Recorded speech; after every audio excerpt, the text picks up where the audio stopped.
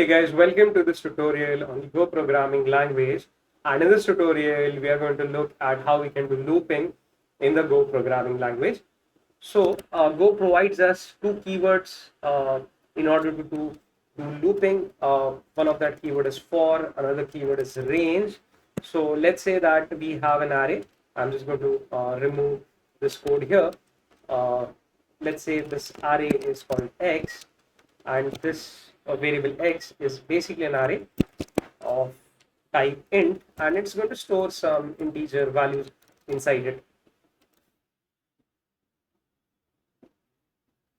All right, now as you can know that it provides us the keywords for and range. So whenever I'm going to iterate over an array, what I'm going to get back, I'm going to get back the index of the array and also the value or the item which is stored at that index. So let's use the for keyword and then say index comma value is equal to. So here I'm using type inference to specify that to make Golang understand that it needs to automatically deduce or deduct the data type of these variables, and then I'm going to use the range keyword, and we are going to then pass the array X over here. So it could be anything. I can iterate over an array of numbers. I can also iterate over an array of strings.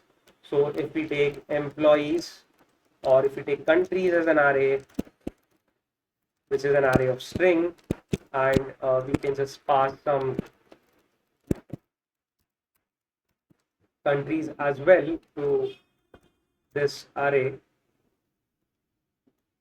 right? And we can even iterate over that. So let me just first print the index and the value from this X array, and now let's write another loop that's going to take